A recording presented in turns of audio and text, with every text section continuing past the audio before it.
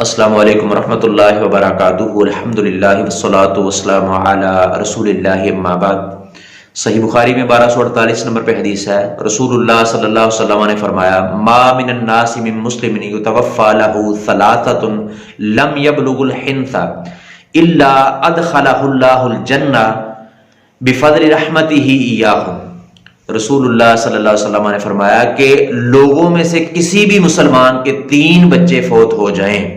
بلوغت کو پہنچنے سے پہلے تو اللہ تعالیٰ اس کو جنت میں داخل کرے گا، بفضل رحمتہ ایاہم، ان بچوں پر اپنی رحمت کے زیادہ ہونے کی وجہ سے۔ اور صحیح بخاری میں اس سے اگلی حدیث 1249 نمبر، اس میں ہے کہ رسول اللہ صلی اللہ علیہ وسلم نے عورتوں سے مخاطب ہو کر فرمایا کہ کسی بھی عورت کے 3 بچے فوت ہو جائیں، قانوا لہا حجاب من النار، تو وہ بچے جو ہے اس کے لیے جہنم کی آگ سے آڑ بن جائیں گے، پردہ کریں گے، یعنی وہ جہنم میں داخل نہیں ہوگی۔ ابو ہریرہ رضی اللہ تعالی عنہ نے وضاحت فرمائی، لم یبلغ الحنث، بلوغت کو پہنچنے سے پہلے۔ اور اس سے اگلی حدیث بخاری ہی میں 1251 نمبر پہ ہے، اس میں ہے کہ رسول اللہ صلی اللہ علیہ وسلم نے فرمایا کسی بھی مسلمان کے 3 بچے فوت ہو جائیں تو وہ جہنم میں داخل نہیں ہوگا، الا تحلۃ القسم،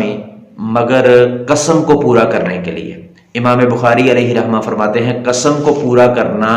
اس کا مطلب یہ ہے اللہ رب العالمین کا، اس سے مراد اللہ تبارک تعالیٰ کا یہ فرمان ہے، وَإِن مِّنكُمْ إِلَّا وَارِدُهَا، اور تم میں سے ہر شخص اس جہنم پر جو ہے وہ وارد ہونے والا ہے۔ یہ یعنی اللہ رب العالمین نے سورہ مریم آیت نمبر 71 میں جو یہ فرمان اللہ تعالیٰ کا ہے،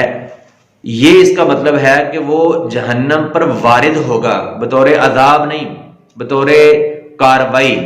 وہ وارد ہوگا، باقی وہ جہنم میں داخل نہیں ہوگا۔ تو یعنی 3 طرح کی حدیثیں میں نے آپ کے سامنے جو ہے وہ رکھی ہیں۔ پہلی حدیث میں فرمایا کہ جنت میں داخلے کی بشارت، تو دوسری میں فرمایا کہ وہ جہنم کے درمیان، جہنم کی آگ کے درمیان جو ہے وہ آڑ بن جائیں گے، پردہ کریں گے، یعنی وہ جہنم میں داخل نہیں ہوگا۔ اور تیسری میں فرمایا جہنم میں داخل نہیں ہوگا مگر قسم کو پورا کرنے کے لیے، یعنی یہ جو جہنم میں پر وارد ہونا ہوگا وہ قسم کو پورا کرنے کے لیے ہوگا، بطور کاروائی ہوگا، بطور عذاب نہیں ہوگا۔ تو ویسے تو اولاد اللہ تبارک و تعالیٰ کی بہت بڑی نعمت ہے، اولاد کے حصول کے لیے اللہ رب العالمین سے دعائیں کرنی چاہیے، اور ان کے حاصل ہونے کے بعد، اولاد کے ملنے کے بعد ان کی زندگی تندرستی کی دعائیں بھی کرنی چاہیے۔ مگر اللہ رب العالمین کی تقدیر اگر آ جائے، اللہ رب العالمین کا مقرر کیا ہوا وقت اگر آ جائے، اور اللہ رب العالمین کی آزمائش اگر آ جائے کہ ملی ہوئی اولاد جو ہے اللہ تبارک تعالیٰ واپس لے لے، تو اس پر بندے کو صبر کر کے اللہ رب العالمین کی جنت کا وارث بننا چاہیے۔ اللہ رب العالمین سے دعا ہے کتاب و سنت کو صحیح معنوں میں سمجھنے، عمل کرنے، دوسروں تک پہنچانے کی توفیق عطا فرمائے۔ وما توفیقی الا باللہ۔